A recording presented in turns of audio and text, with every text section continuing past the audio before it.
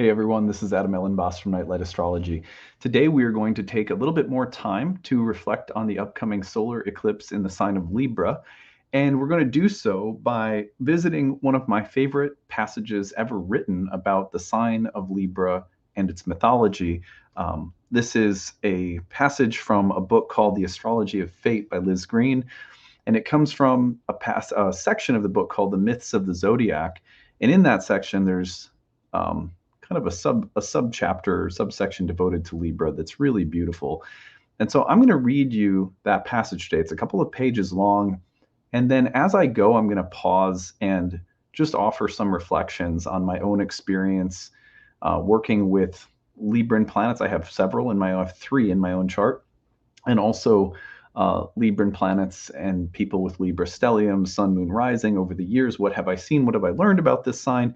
And how can it help us prepare for this solar eclipse in the sign of Libra, which will greatly emphasize the mythology that is present in this sign, which Greene talks about so nicely in her book. So that is our agenda for today. I think you'll really like this. And if nothing else, it will expose you to one of the great modern masters of astrology in Liz Greene and her work. If you've never read it before, I hope that you will be off to the races to read more, because her work is really awesome and it's informed a lot of my own understanding. So anyway, that's our goal for today. Don't forget to like and subscribe, especially if you're new to the channel. I hope you're enjoying the content and that we've earned your subscription. It helps our channel grow. We appreciate it greatly.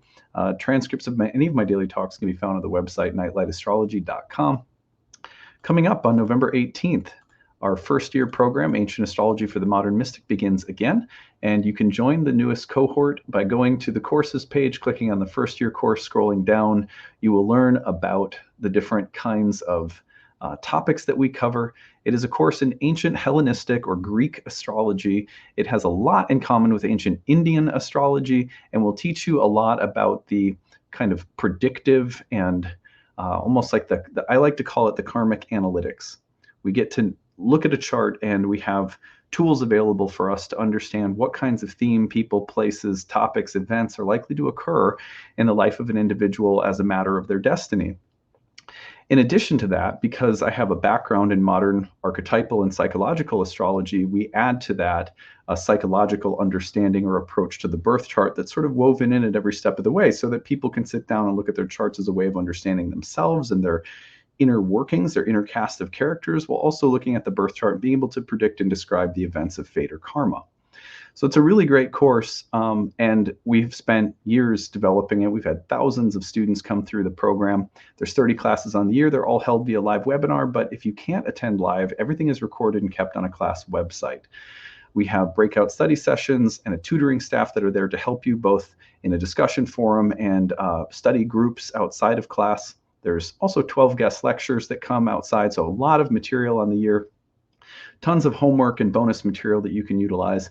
At the bottom of the page, you'll find enrollment options. The early bird payment saves you $500 off. There is a payment plan that you can use to spread the tuition out over 12 months. That is a great plan that a lot of people take advantage of. And then we also have need-based tuition, and lots of those spots still available. So if you would like to use the need-based tuition and get tuition in a lower sliding scale range that you can work with within your budget, we know that some people are going to spread themselves too thin at our price point, and yet they really want to study astrology. So if that's you and you need to work within a fixed income for one reason or another, maybe you're a single parent or you're in between jobs or you're on a really tight fixed budget and you and your family, we get it. So if that's you and you could use a little bit of help, then we just ask that you apply now for the tuition assistance. And the earlier you do it, the better for us, because it takes a little bit of processing to get you in with a discounted rate. We have to kind of set up a separate way of doing it. So it takes a couple of days. We ask that people don't apply at the last minute for that. Apply now if you're interested. It really helps us to get you set up. If you have any questions about anything, feel free to email us, info@nightlightastrology.com. We'd be glad to help you out. Can't wait to start a new year of study with a new group of people coming up soon here on November 18th. All right, well, let us refresh ourselves on the eclipse that we are looking at here. I'm going to put up the real-time clock. The eclipse comes through on Saturday. We've already taken a horoscope look through the 12 signs this month. We've talked about the eclipse from multiple different points of view over the past few months, even as early as this past summer. And here it is, Saturday, October 14th, our first of the big eclipses in Libra. We've got a combust Mercury that's in the process of transforming. It has mutual reception with Venus, who's in her fall. So there's one of the themes that we visited was that of disappointments. You know, when things don't work out exactly as you had planned, we have to trust that something deeper is at work, but it's not always easy to do so, especially if things feel sort of unfair. And we talked a lot about the issue of fairness and unfairness with Libra in yesterday's talk. So today we're going to look at this again, but we're going to look at it. We're going to look more deeply and broadly at the mythology of Libra as we prepare for this eclipse. And as I said, I'm going to actually be reading out of a text. I'll hold it up so you can see it. This is called The Astrology of Fate by Liz Greene. And it is a text I love. There's a section called The Myths of the Zodiac, like a chapter. And then she goes through some of the mythology of all 12 signs. And I think she's just... she's got a knack for drawing out some of the really deep archetypal complexes within each sign. And I think that's going to help us as we prepare for this Libra eclipse. Sometimes, once in a while, you guys know I like to read things to you. It's like reading hour, story hour. It's about four pages. So it's reading hour. Get ready, get comfy. And I'm going to read to you what Liz Greene has to say about Libra. And as I go, I may pause and offer some reflections of my own and then continue. Libra. His greatness weighed, his will is not his own, for he himself is subject to his birth. He may not, as unvalued persons do, carve for himself, for on his choice depends the safety and health of the whole state. That is from Shakespeare's Hamlet. Libra is the only sign of the zodiac which is represented by an inanimate object. This may sound insulting, but it suggests to me that as we arrive at the point of equilibrium, reflected in the autumnal equinox, we meet something which is very far removed from the instinctual kingdom. Libra has a highly confusing early mythology, and this is perhaps fitting because the faculties of judgment, reflection, and choice, which seem to be so basic a feature of the sign, are the fruit of conscious effort and not natural. The name Libra itself, which means the balance, does not seem to have occurred before the 2nd century BC. This has led some writers to believe that the sign did not even exist as a separate entity in early astrology. Instead, the scorpion was double the size of the present constellation and encompassed 2 distinct facets or aspects. The part of the heavens, which is now called Libra, was originally known as Chele, the scorpion's claws.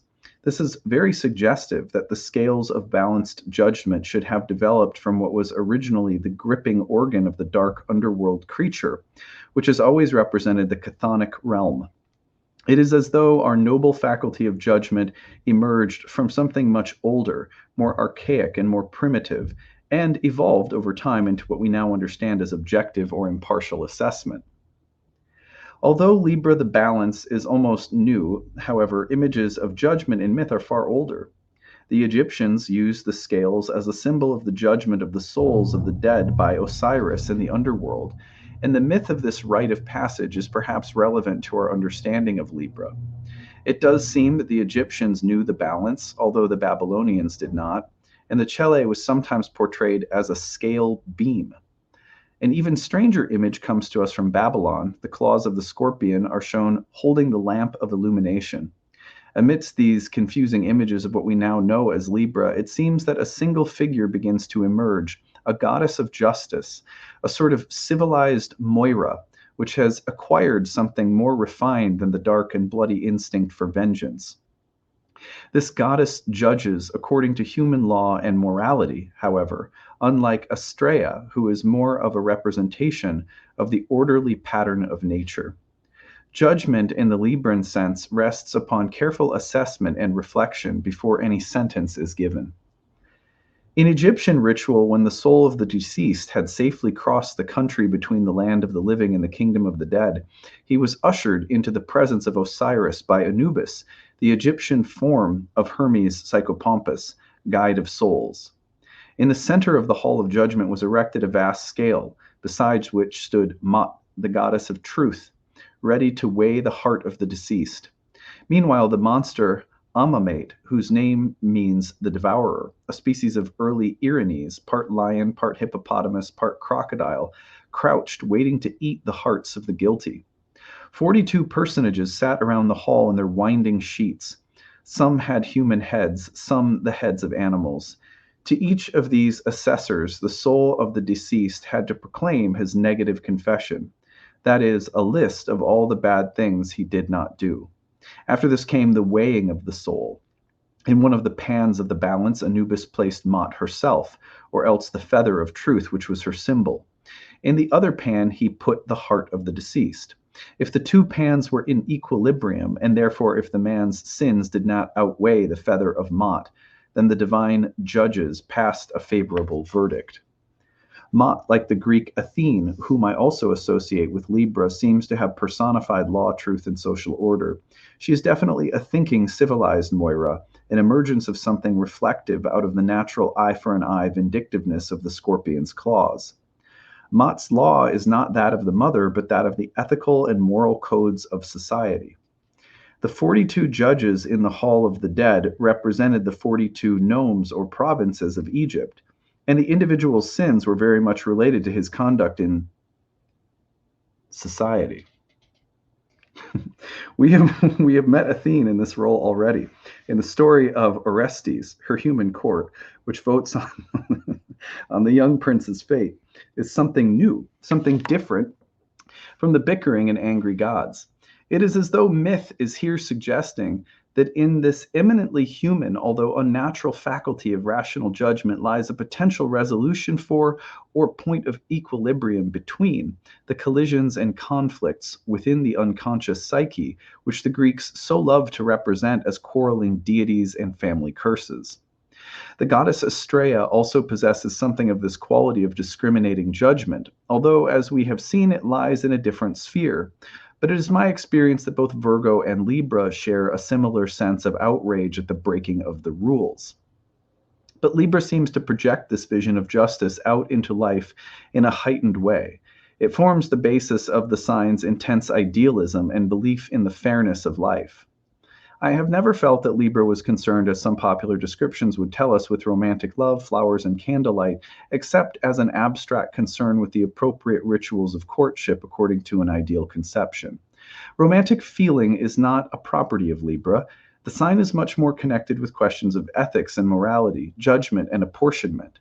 This theme of morality is one which I have encountered many times in the lives of Librans, for there is that within the sign which longs for the verification of this deity who holds the perfectly balanced scales of judgment.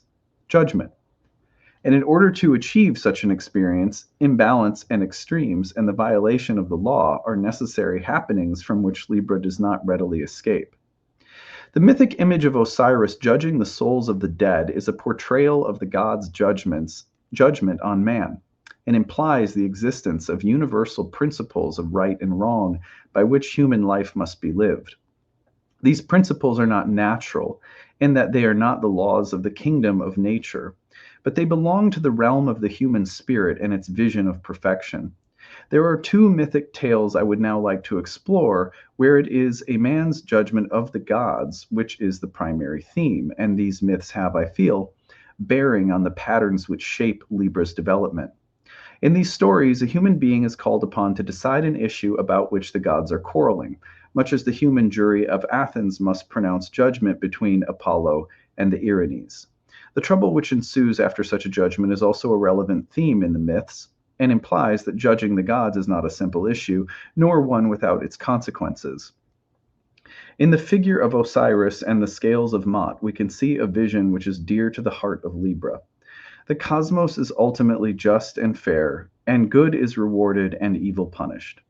There is no sign so oriented towards the good, true, and beautiful, as Plato puts it, although how that good is defined depends, in the end, upon the individual's definition of it. Libra, however, does not see it as an individual issue, but rather one of finding the universal ethics which transcend mere human choice. But in the stories of Paris and Tiresias, we find two humans who, because of their superior experience and perception, are called upon to do something which the gods themselves cannot do. Thus, the vision of a just cosmos is something that the human spirit can contribute to life and to the gods, rather than the other way around. Both Paris and Tiresias suffer consequences which strike me as typical of the kind of entanglements into which Librans have a tendency to stumble. For the business of judging, as these stories suggest, is a hazardous occupation because the gods themselves will not play by the rules. Paris was the son of King Priam and the queen Hecabe of Troy. An oracle or dream had warned his mother that he would grow up to be the ruin of his country. Therefore, the infant was exposed on Mount Ida, where he was saved and suckled by a she-bear. But his royal birth was eventually recognized by the outstanding beauty, intelligence, and strength of the young prince. Because of his prowess with women and his superior powers of judgment, Zeus chose him to arbitrate between three quarreling Olympian goddesses. The young man was herding his cattle one day when Hermes, accompanied by Hera, Athene, and Aphrodite, appeared before him. Hermes handed him a golden apple and delivered Zeus's message. Paris, since you are as handsome as you are wise in affairs of the heart, Zeus commands you to judge which of these goddesses is the fairest, and to award to the winner the golden apple. Since Paris was no fool, he understandably balked at this request, knowing full well that whatever he did would incur the anger of two of the deities. So, like a good Libran, he offered gallantly to divide the apple equally among the three. Zeus, however, would have none of this evasion and demanded that the young man choose. Paris then begged all the goddesses not to be vexed with him should they lose, for the task had been foisted upon him against his wishes and was none of his choosing. All three promised not to seek revenge should they lose the contest. The goddesses were then asked to disrobe. Athene insisted that Aphrodite remove her famous girdle, which made everyone fall in love with her and gave her an unfair advantage. Aphrodite insisted that Athene remove her battle helmet, which made her look more noble and distinguished. Hera did not stoop to such tactics, but merely removed her clothes with the dignity befitting the queen of the gods. Hera then offered Paris the rulership of all Asia and promised to make him the richest man alive if he chose her. Paris, being a typical Libran, was not especially attracted to the responsibilities of such enormous wealth and power. Athene then promised that she would make him victorious in all his battles, but since this is a Libran myth and not an Aryan one, that too held no appeal for him. Aphrodite, being herself by far the best judge of what motivated Paris, promised him the most beautiful woman in the world to be his wife. This was Helen, the daughter of Zeus by Leda, and the wife of King Menelaus of Mycenae. Paris objected that Helen was already married. How could she be his wife? Leave it to me, said Aphrodite, and Paris awarded her the golden apple without a second thought. By this judgment, he incurred the hatred of both Hera and Athene, who, reneging on their own promises to be good losers, went off arm in arm to plot the destruction of Troy. When Paris eventually met Helen at her husband's court, the two fell instantly in love, and during the king's absence eloped together and fled to Troy. This incident provoked the Greeks to avenge the insult and provided them with the excuse to do what they had always wanted to do, burn Troy to the ground. During this war, not only Paris, but his three sons by Helen were slaughtered, but Helen, being semi-divine and blameless as Aphrodite's pawn, was returned repentant to her husband. Thus Paris, one of the most Libran of mythic heroes, was confronted with the necessity of making a judgment, one of personal values and ethical choice, to which he responded in a characteristic way. That he came to a bad end does not imply that this is the concrete fate of Libra, although sometimes Libra's choices in love do lead to considerable confusion and difficulty. I have seen enough of the typical love triangles of Libra where such choices are thrust upon the individual to draw him into some fairly strenuous emotional dilemmas, and sometimes financial ones as well, to be convinced that in this myth lies a typical development pattern of the sign. Tiresias, on the other hand, is a rather different kind of character. When we meet him in the tale of Oedipus, he is a blind seer, renowned for his insight and judgment. It is he who warns Oedipus that the accused thing which has polluted Thebes is the king the accursed thing which has polluted Thebes himself is the king himself. But the story of Tiresias' blindness is an interesting one. There are several versions of this tale, and in one of them, Tiresias, like Paris, was called upon to judge who is the most beautiful among four goddesses, Aphrodite and the three Graces. By awarding the prize to one of the Graces, he incurred the wrath of the goddess of love, who turned him into an old woman. But the best known version of the Tiresias myth begins when he was once wandering on Mount Kylene. There he saw two serpents in the act of coupling. When both attacked him, he struck them with his staff, killing the female. Immediately he was turned into a woman and spent several years as a celebrated harlot. 7 years later, he happened to see the same scene at the same spot, and this time regained his manhood by killing the male serpent. Because of his unusual experience of both sexes, Zeus then called upon him to decide a judgment between himself and Hera. These two had been quarreling, as was their wont, about Zeus's infidelities to his wife, and the god had defended himself by arguing that when he did share his wife's bed, she had the better time because women derived more pleasure from the sexual act. Hera denied this, insisting that the truth was to the contrary, for why else should her husband be so flagrantly promiscuous? Tiresias, summoned to settle the dispute, replied, "If the parts of love pleasure be counted as 10, thrice 3 go to women, 1 only to men." Hera was so exasperated by this response that she struck Tiresias blind. But Zeus took pity on him, since he had, after all, taken the side of the god, so he was granted inner sight and the ability to understand the prophetic language of the birds. He was also given a lifespan which lasted for 7 generations and was permitted to keep his gift of insight even in the dark fields of the underworld. Both Paris and Tiresias have forced upon them the necessity of making a judgment. This necessity springs from the gods themselves, who are apparently in dispute. In the case of Paris, the nature of the choice is not difficult to discern, for this is not really a beauty contest, but rather a decision about what is ultimately of most value to him. Jane Harrison writes about the judgment of Paris, "It is an anguish of hesitancy ending in a choice which precipitates the greatest tragedy of Greek legend. But before Paris was there, the choice was there. The exact elements of the choice vary in different versions. Athene is sometimes wisdom and sometimes war, but in general, Hera is royalty or grandeur, Athene is prowess, Aphrodite, of course, is love. And what exactly has the young man to decide? Which of the three is fairest, or whose gift he desires the most? It matters not at all, for both are different ways of saying the same thing."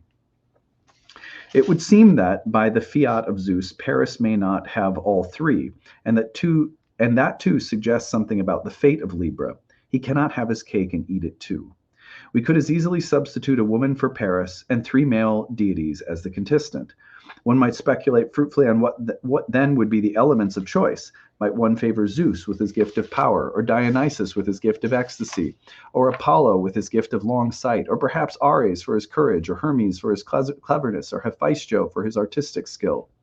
This myth does not describe an exclusively masculine problem. It is perhaps relevant that it is among the attributes of the goddesses, the anima, or soul, that Paris must choose.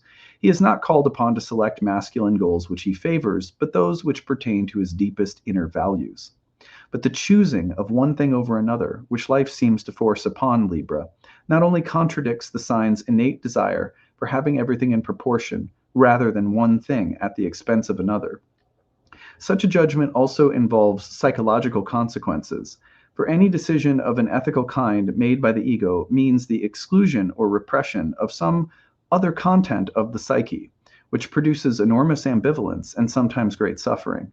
I believe that Libra's famous indecisiveness does not stem from any congenital inability to make choices, but from the fear of the consequences those choices will entail. It might be argued that Paris made the wrong choice, but whichever goddess he had selected, the other two would have been angry. And had he refused to choose at all, then Zeus would have struck him down. It is not surprising that Libra perpetually complains about the unfairness of life. So it is. Poor Paris did not ask for his fate and tried his best to avoid it by an equal division of the apple. But he is chosen from the beginning because of the superior experience and insight, and this implies that we must pay for our gifts and accomplishments. Perhaps life is just after all. It would seem that the development of Libra encompasses a curious paradox, that the sign is in love with the orderly laws of life and places great faith in their fairness, yet is perpetually confronted by the disorderly and immoral aspects of life, which fragment and divide Libra's cherished unity. Yet in these apparently unfair vicissitudes, the footprints of a deeper and more ironic order may be tracked. Libra's propensity to get stuck in a choice between 2 women or 2 men or 2 vocations or 2 philosophies suggests that while the sign cannot bear division or disharmony in the universe, something within the Libra himself forever drives him to divide himself, so that he can discover himself through the deepening knowledge of the processes of choice. Tiresias came to a better end than Paris, although he too had to suffer for his judgment. But there are compensations. His story is a strange one. Its beginning, with the vision of the two serpents coupling, suggests a kind of archetypal perception of the origins of life. We met the Ouroboros, the serpent which devours, slays, and begets itself. In the sign of Cancer, and the Ouroboros in alchemy is often imaged as a pair of serpents or dragons forming the circle of unity. Tiresias has evidently spied upon a deep mystery, for these snakes are the world's serpent, male and female together. Thus they attack him, for he has no business seeing what he has seen.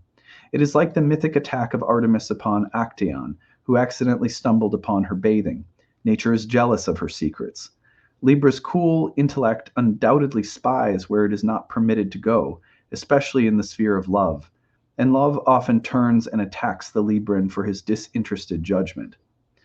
In defense, Tiresias kills the female serpent, thus perhaps attempting to protect himself from the instinctual side of life. In doing so, he sacrifices his own manhood.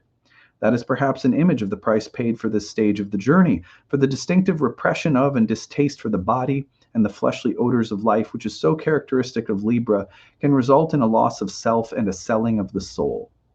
But eventually, the future prophet experiences once again his vision of the origins of life, and on this second occasion defends himself against the overriding patriarchal principle, which has previously made him an enemy of his own sexuality. Thus he is restored to himself. This seesaw between male and female, spirit and body, seems typical of both the Libran man and the Libran woman. So too does the symbolic experience of the opposite sex, where one is estranged from one's own biology and is possessed by the transsexual unconscious. Libran men are traditionally known for their affinity with the feminine sphere of adornment, ornamentation, and beautification, while Libran women are known for their clear rational thinking and organizing capacities.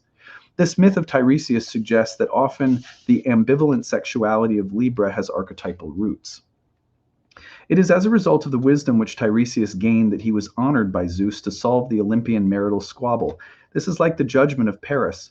A mortal is asked to provide what the gods themselves do not possess, the capacity to reflect upon the opposites with unbiased judgment.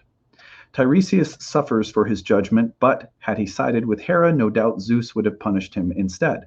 Like Paris, and strangely like Job in the Old Testament, Tiresias was made to pay for his too great insight into the nature of the gods themselves.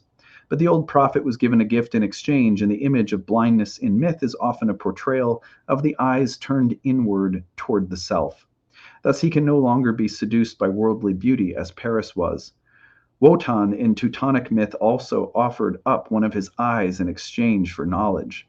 The prophet's long life and position of honor in the underworld suggest that something eternal remains beyond the mortal span of the wisdom for which he had to pay such a high price.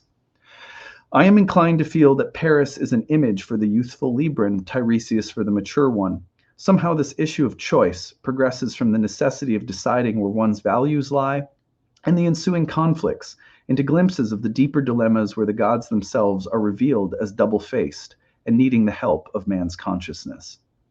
Through this insight, both man and gods are changed. This is the theme to which Jung addressed Answer to Job, and I believe it is one of the underlying themes in Libra's fate, not least of all the possible lessons inherent in the stories of Paris, Tiresias, and even Job is the realization that the gods may not be as just as man. If Libra can ultimately accept this, then his role as a bringer of civilization and reflection becomes a genuine one and dignifies the nobility of the human spirit.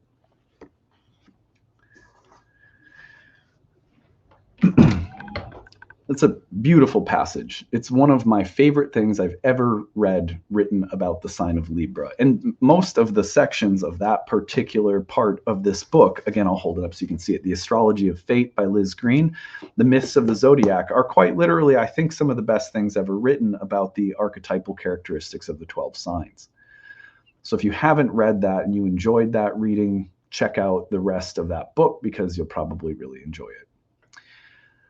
That being said, as I was going, there were a few moments where I thought to interrupt and add my own reflections, but I I thought, no, I'm going to save them for the end. I thought maybe I might kind of stop and go and add my own reflections as we went, but no, wait until the end. So the thing that I resonate with the most in what Liz Greene said is that there is something about Libran mythology, and hence our solar eclipse in Libra, that implies that we are working with, we're at a kind of crossroads. That crossroads may be in a very specific area of life, but probably we are faced with a choice, because that is the hallmark of Libra, are choices that we have to make about the direction that we're heading in. And events have a way of conspiring to make that choice more difficult. There will, of course, with the Aries eclipses, be times in which we just have to plow forward. It's like, don't think, just act, just do, just be. And there's a time and season for that. But right now it's Libran season. It's Libra season. And there's probably an important choice that's going to come up for us, or several of them, or a kind of dilemma that we're facing that has something to do with a comparison of outcomes that may result from a choice, or of values that we're choosing to embrace within a time of choosing. And what ultimately usually is at play in such choices on like level one is, what will I get? What will I get? Like, if I do this or that, what's in it for me? And that's a normal self-protective consideration. It can also be a selfish consideration. If I make this or that choice, what kind of outcome will it guarantee for me? And will it be pleasurable or painful? I think that's a basic consideration as we're weighing options at it, in an everyday moment or in big crossroads in life. But the deeper consideration has to include what we value, which is by its nature subjective. It's like, what are your values? What do you appreciate? What do you love? What can you deal with? What can you serve? What can you include within your heart or your life? And sometimes Libra is making choices from the standpoint of social consequence. I ought to do this. It's right to do that. It's bad to do this. And that kind of weighing of consequences is also related to, will people like me or not like me? Or will I get a good outcome or a bad outcome? Will it be favorable or painful? It could be, will the choice lead to something that I want or desire? As in Paris's choice, of the three goddesses, he ends up choosing the one whose gift he wants the most. Initially, he doesn't want to make the choice because he doesn't want to incur the wrath, or he doesn't want a bad outcome, or he doesn't want any harm coming to him because of making the wrong choice. But life says, nope, it doesn't work like that. You can't avoid having to make a choice. So then the second level of the choice has something to do with, well, what will give me the best outcome, right? So there's this basic way that we evaluate our choices, like how can I avoid pissing anyone off or doing something that will get me a bad outcome? And then the opposite, which is, how can I make a choice that will lead to giving me something that I want or desire, something I could benefit from? And then there's a story of Tiresias, which has to do with a kind of inner vision that's cultivated. And I like how she said that she liked the two myths, that there's like the sort of more immature, Paris myth, and then there's maybe a little bit more mature version of Libra found in the Tiresias myth. Because what we're really developing is inner vision. What's in my heart? What lies within the sphere of my honest to God value system, or values? And we have to know ourselves to understand what we value. What we value is not the same as what we want or what's in it for us. There's something about what we value that is, it's more like understanding what kind of color makes you feel good. It's more about understanding what choices you feel are, you can live with, that give you a sense of dignity, nobility, integrity. So this consideration, she mentioned the Platonic values of, truth, beauty, and justice. The inner sense of what makes the right choice during a Libra eclipse has to do with, well, what choice makes me feel like there's a combination of beauty, truth, and goodness, or beauty, truth, and fairness, or justice, or something like that, that is at work in the way that I'm deciding, or in the way that I'm responding to situations. And so that's an inward turning. And there's something about that is so human, right? And sometimes it's hard for Libras to look inside and consider, what does goodness, truth, and beauty look like from the perspective of my utterly unique soul? There's a law, but it's within. Think of Immanuel Kant, who said the only two things that fill me with awe are the starry heavens above and the moral law within. I always took that to be not just a reference to the idea that there's a law that is exactly the same for every human being, but more, I took him to be speaking to something like Dharma. And that each soul has a Dharma, which is like a law or a code, like James Hillman's book, The Soul's Code. But it's unique. And when you find that, it's like that's what integrity and beauty and wholeness looks like for you, for your utterly unique soul. Discovering that value and that intelligence, that's the ultimate Libran prize, because that leads you to being able to make difficult decisions where you might piss someone off, you may get a bad consequence, whatever. But it's almost like, well, I can live with it if I've found the place of wise discernment that comes from my soul, where I say to myself, I've done the best I can. I've made the choice with the clearest understanding I had, in accord with the beauty, truth, and goodness that lies within me as an individual. Otherwise, we look at the cosmos and the universe and we think it's this perfectly ordered place, but that's exactly why the gods end up needing our intervention. The gods, as archetypal organizing principles, are always interested in mythology, especially in the air signs, in the involvement of the human spirit and soul, the participation of utterly unique beings that experience life and death.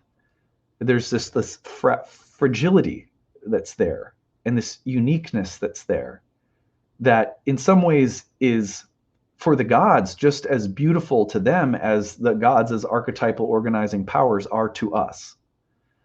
Well, how do we inhabit that soulfulness? Well, for air signs, sometimes it's hard, because the air sign, in a way, has access to that kind of archetypal mental domain, the mind of God, where there's triangles floating around and stuff like that. So it becomes a matter of, for air signs, Libra and Aquarius in particular, it's like, can you be human? And can you make a decision in this moment that's not purely based on, like, well, will I get punished or will I get rewarded? Or will I get something I want or don't want? Or will people like me or not like me? But it's about, what is my soul's code?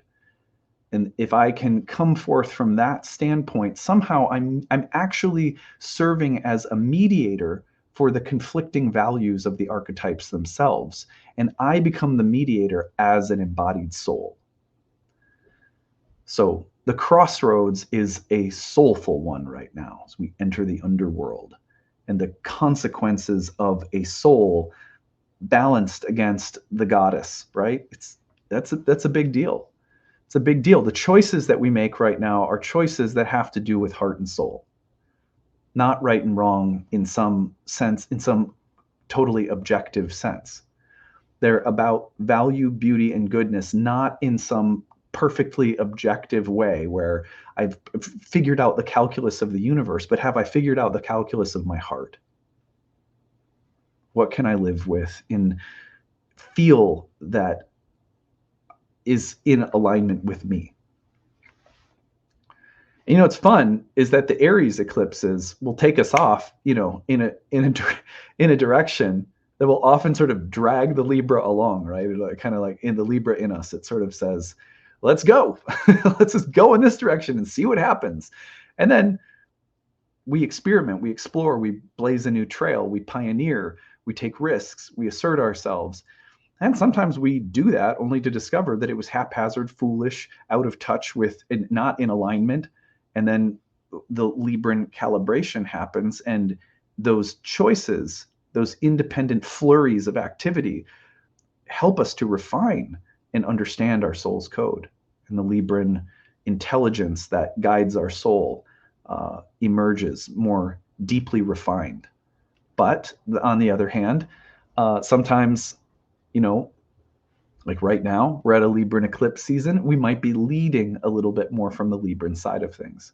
I've been here before. What kinds of choices have I made in the past? Were they good ones for me? I'm being offered the chance to maybe make a new decision that's in more deep alignment with my soul. I'm being asked to judge in a beauty competition between the archetypes within me.